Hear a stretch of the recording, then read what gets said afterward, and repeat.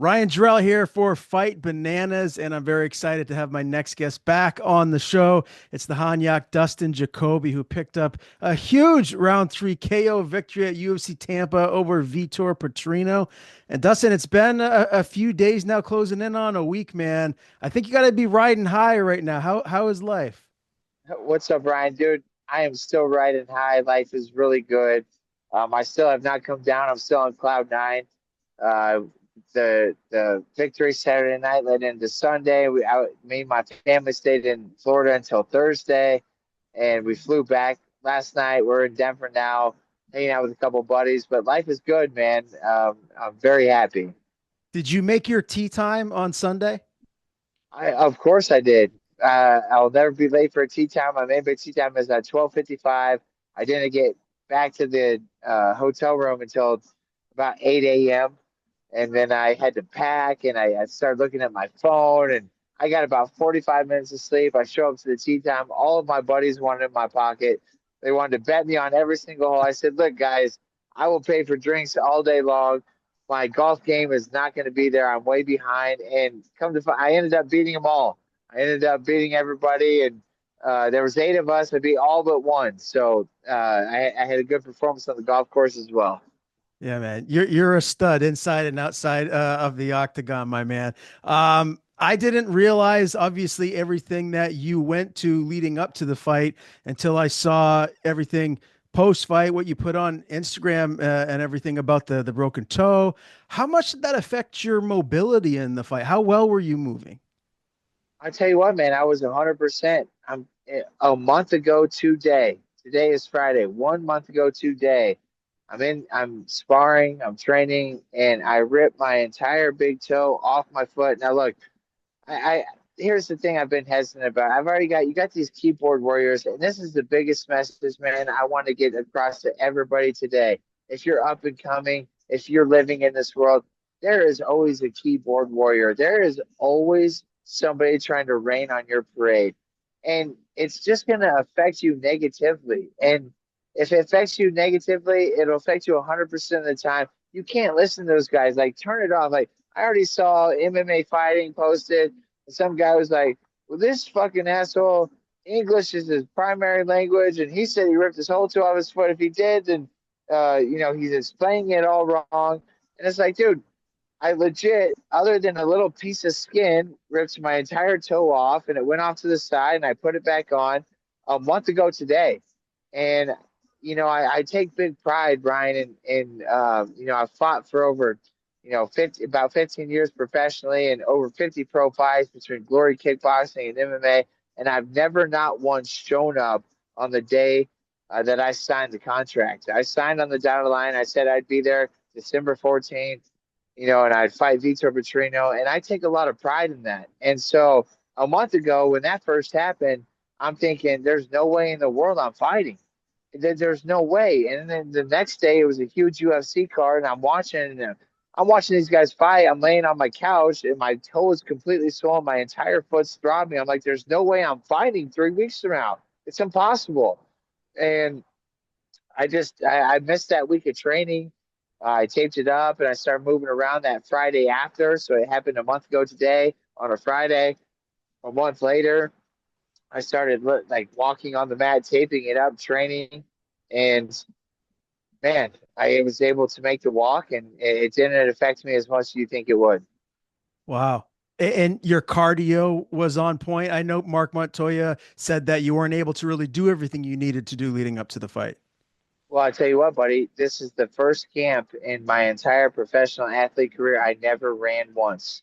I never ran once. I switched it to the Airdyne bike and I did high intensity workouts for, 20 seconds at a time, 10 seconds off, 20 seconds at a time, 10 seconds off. And dude, these workouts were absolutely brutal. I hated every single second of it, let alone every single minute. And I just trusted in it. And dude, I will never run again for as long as I live. And as far as listen, when I got to Tampa, I went on a nice run. I'm there in Tampa. My favorite thing was to run right along the river walk and to read every single boat name. I was taking inspiration on which boat that I know I'm going to have a boat and I know what name I'm going to have.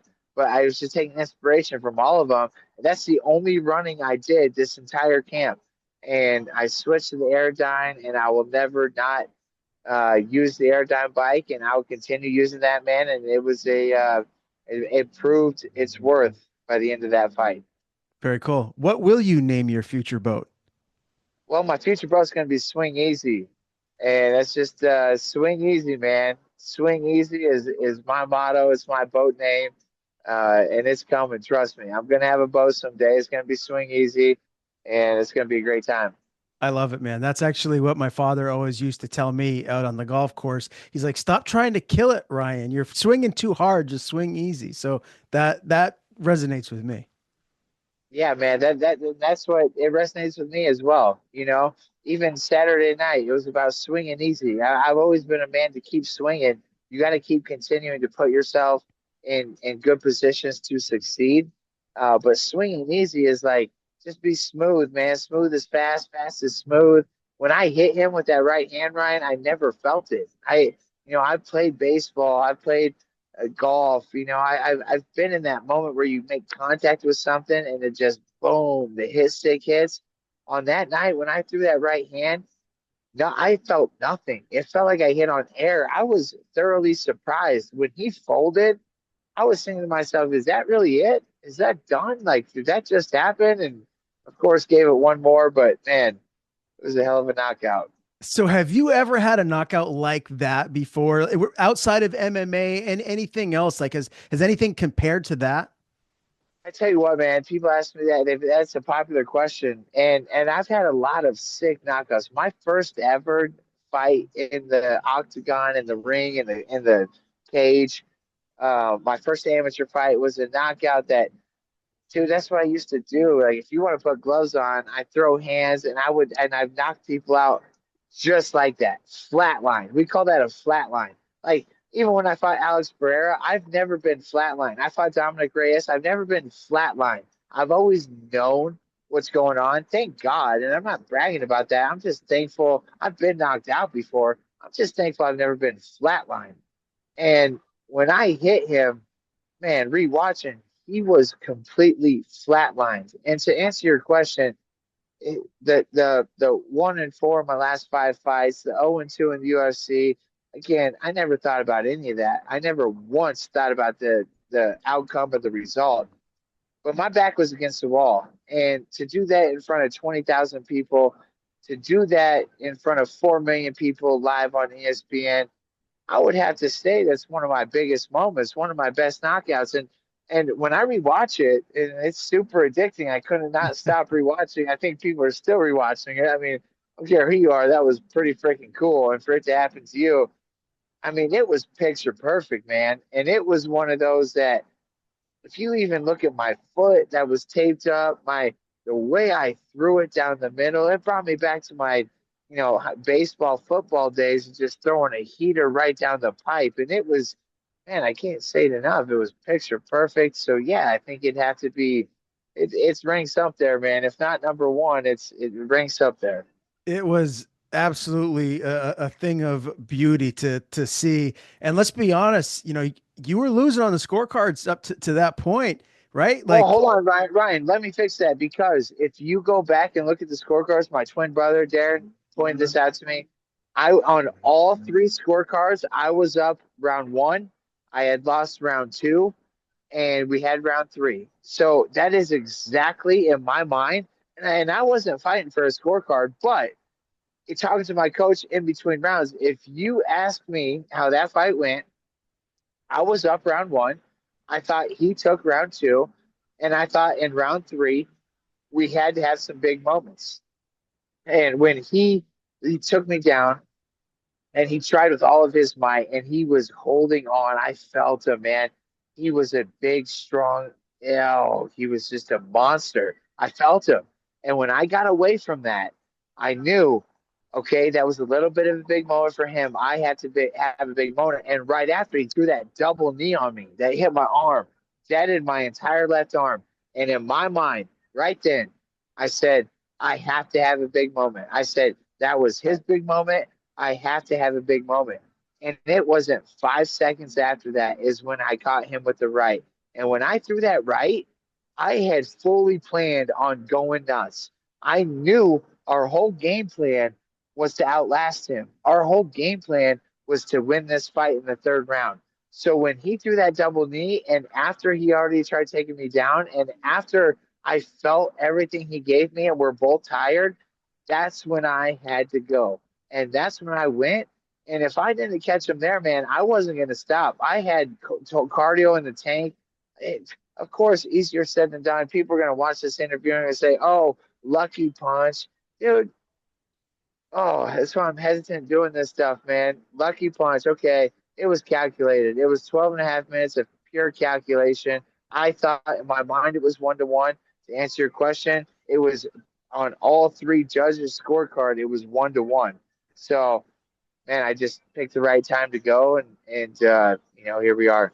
Well, I'm always cheering for you, DJ. I mean, I always do my best to be objective and not partial, but I Sure, like you. I've been sure. talking to you for a long time, and I think just watching the fight for me, I was on the edge of my seat. You told me leading up to the fight too. You're like, I need to be patient. I need to drag him into deep waters, and I know he landed some big shots in the first and second, and you got a chin on you, man. Like that's something that I think a lot of people need to recognize about how much the shots that you can take. You can take some big Hey, shots. Did he ever really hey, hurt you?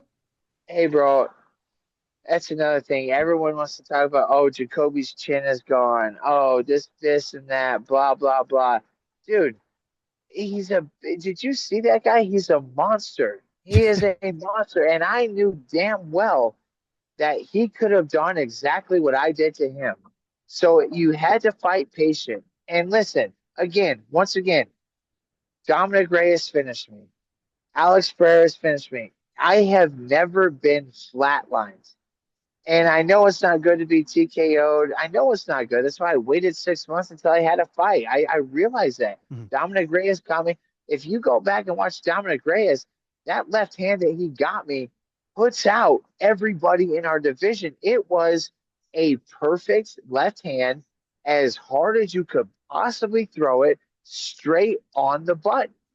And when that happens, you saw what happens. I went, but I was not flatlined. I knew at the end of the fight, I knew where I was. I knew what had happened. Mhm. I was super disappointed. But if you go back to Vitor and I, when I punched him, he was flatlined for 15 seconds. And when he tried coming to, he couldn't sit up straight. And you know, I pray for Vitor, man. I don't like seeing that to anybody, man. I'm telling you, especially as you get older. When you're a younger fighter, you feed off of that and you love that. And don't get me wrong, I'm happy I won, but I don't like seeing that. I don't like seeing a guy completely flatlined. I don't see like seeing a guy hurt. And as you get older, you start thinking about that type of stuff. So, man, people can say what they want, man. I still have a strong chin. And yes, did you see the guy? If he punches you, there's a good chance you're going to get wobbled. You're going to get hurt. But no, every shot he got me with, and there was only a few, trust me, there was only a couple. And when he did, I felt him, and I certainly was like, DJ, you got to stay within it. You got to stay present, relax, because there's no doubt in my mind the entire fight. I know that guy could send my head 12 rows back, So you just got to fight smart, man. You got to fight calculated, and I feel like that's what I did. I frustrated him. That's another thing. He's 27 years old. I knew mentally, I knew physically, I knew experience wise I had him. I just had to relax, and I knew he was coming off a loss to Anthony Smith. You kidding me? I know what it feels like to lose. His whole confidence was shook. I Mhm. promise you. I promise you he was shook. Listen, when I had 7 fights in a row and I lost to Khalil Roundtree on a fight I never even lost, my confidence was shook.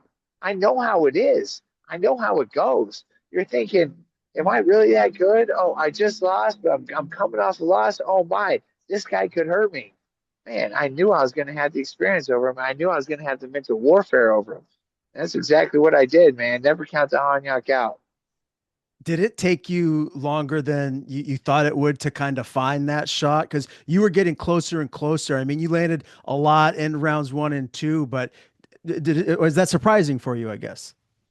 Right. It's easy to sit back right now and say, "Oh, I knew that. That was the game plan the whole time." But I promise you, that was the game plan the whole time. I even rewatching the fight, there were a couple times that I could have got off on him, and I just didn't. I held back.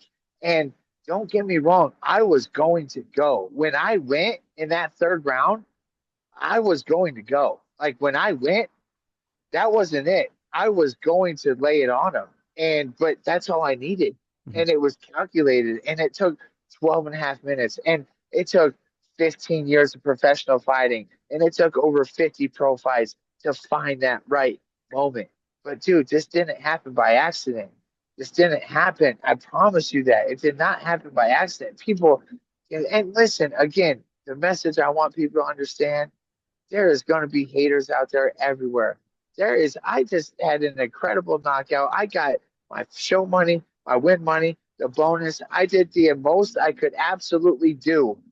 And I still don't feel quite satisfied. And I still have people saying it was a lucky punch. This guy's a bum. There's no way he should have done this. There's no way he should have done that. Thank God there will never be a statue of a critic. And thank God it is not the critic who counts. Mhm. There will always be somebody talking shit to you guys. Anybody listen to this, there will be always somebody raining on your parade. Forget those people. Turn that noise off. And I'm sorry it's taken me 36 years. It's taken me all this time. If I could have done it, that's why I respect a guy like Conor McGregor so much, even though he's turned out to what he is and say what you want, blah, blah, blah. But man, to be able to capture it at such a young age and to be able to say screw you to everybody and do your thing at such a young age, like, man, that is special. And to everyone listening, forget everybody, man. Go be you. Go do you. I'm not the flashiest. I'm not. I am me, which is enough, and I know it. But I'm not a Conor McGregor. I'm not a John Jones and George St. Pierre. I'm not this special. But I tell you what, man, I'm good enough, and I want everybody to realize they're good enough. I love that message. Yeah, like you posted the man in the arena. I love it, man. You're hitting on all cylinders right now. You mentioned that 50K bonus. Are you investing that money? Like that's a nice chunk of change you just earned. Congrats on that, by the way.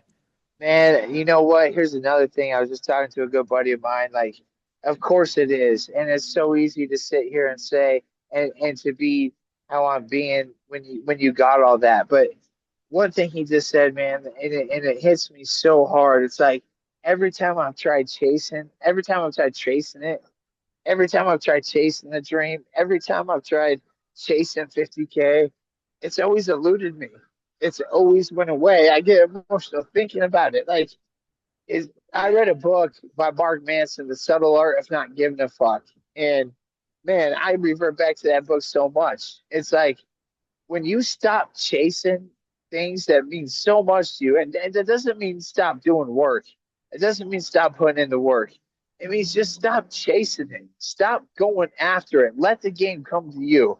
When you do that, like good things come, man. When you start fighting for the money or you start thinking about the money, you start thinking about the outcome, the result, nothing good happens. But when you do it because you love it and you do it because you put in the work and you believe in yourself and you believe in your family and the people that believe in you, that's when good things come. And that's where I'm at in my life, man. I don't do this for anybody else. I don't do this for the critic. I do this for me. I do this for my family. I do this for my team. I do this for the 15 years I've been doing this, man. So that's real. That's real. I appreciate how real you're being with me right now, man. You're gonna make me cry. I don't have glasses Uh, on like you. I can't. I'm Yeah. glad I have glasses on, man. And it's just real. Like, don't feel sorry for me. Don't cry for me. I'm crying for my own tears. Hey, It's just real, man. you deserve all of it, man. And for what it's worth, I mean, I've been at my grind in my profession for a while now. You've always been one of the kindest people for me to interview right from the beginning, and that's the stuff that I remember the most. So, for what it's worth, means a lot to me, man.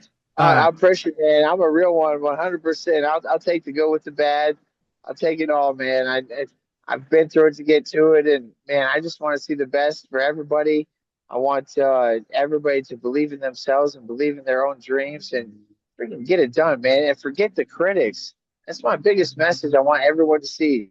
Forget the critics. Forget everybody that has something to say. Because let's, forget everybody that has something to say. I love it, man. Um, as far as what is next for you now, I think a win like that over Vitor Petrino, the way that you did it, I mean, this has to put you right back in the mix in the top 15, right? Like you should be getting someone on the back end 10 to 15. Is there someone that you think makes sense? And what is a good time frame for you to come back? I know I'm right there, and I'm right there. Despite being out of the top 15, yeah, I mean, I don't make the rankings, man. I just fight who they put in front of me. That's a message. I was at the gym this morning. A message I told everybody, man. You saw that guy I fought Saturday night. That guy was a monster. A lot of people would be scared, this and that. But man, if you want to do this for a living, if you want to provide for your family, and you really want to choose this for a living over everything else, you gotta just, man, forget everything. You just gotta believe in yourself and just keep pressing on, man. Like you can't avoid anybody. You can't say no to anybody. And Ryan, where I'm at in my career, it doesn't matter who they come with. I'm such a veteran. It does not matter. There's nothing big enough. There's nothing too big. They're all scary. They're all incredibly tough matchups. I listen, I'll never not go into a fight not scared. I'll never, especially where I'm at in my career. They're all scary. And it does not matter, man. I'm not going to call anybody out. I'm not going to go searching for the top. I'm going to let the game come to me. Whatever they come with, it's going to be a scary matchup and it's going to suck. And the preparation is going to suck. But at the same time, I chose this life. It's my life, man. It's my struggle is my strength. Every day's a struggle. Going to the gym at my age is a struggle. I wake up, I don't want to go fight people at 36 years old. I don't want to go to wrestling practice and get my ass taken down and get back up and taken down and beaten up. It's just I don't want to do that stuff sometimes. But it's how I make my living. My struggle is my strength. There's nothing I'd rather do. I love the camaraderie with the guys. I love seeing the boys, talking smack, getting better every day, surrounding myself with one percenters, guys that just really chase their dreams. Man, and that's what I'm gonna miss so much when this is over. Can I tell you who I'd like to see you fight next? Let's hear it, man. I don't know if he's matched up right now. I made the mistake of not checking prior to, but Volkan Oezdemir, he's number 9 in the division, and I love that fight from a I love stylistic that fight. standpoint. I love that fight. Give me that fight. You know what? I'll never forget. I'll take this to the grave. I saw that guy one time in a Swedish airport. I was over there. Uh, exactly remember. I was traveling, and I saw him, and I just had this euphoric moment. This euphoric moment in my mind. I thought, man, I could fight that guy someday. I wasn't even in the UFC. I had already been in the UFC. I had had my glory kickboxing career, and I had just started getting back into MMA with a goal to get back to the UFC. I walked right past him. I remember thinking to myself, this guy has no idea in the world who I am. And I think Anthony Smith had just fought him. My teammate had just fought him. And I remember, so this is like 2018, 2019, 2018.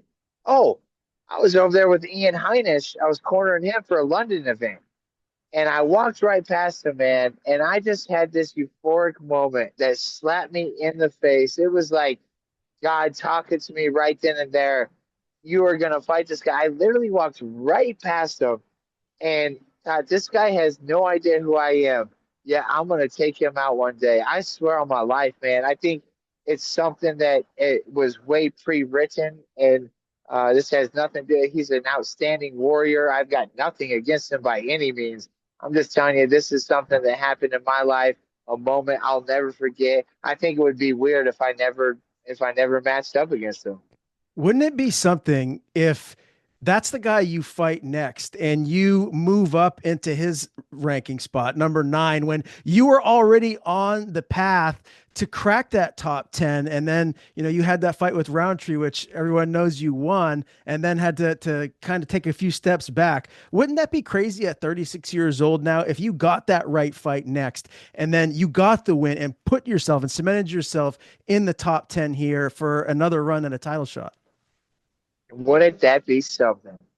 And I'm telling you, man, come Sunday, I'm playing golf with all my boys, some of my closest buddies, and I got a 160-yard par three. I hit a 7 iron. I'm in Florida. I'm sore. I don't have a lot into it. It's smooth seven, and I hit it, and it's drawn right towards the pin. And I go, wouldn't that be something? Last thing I said. And it hits, and it comes just a few feet short, right at it.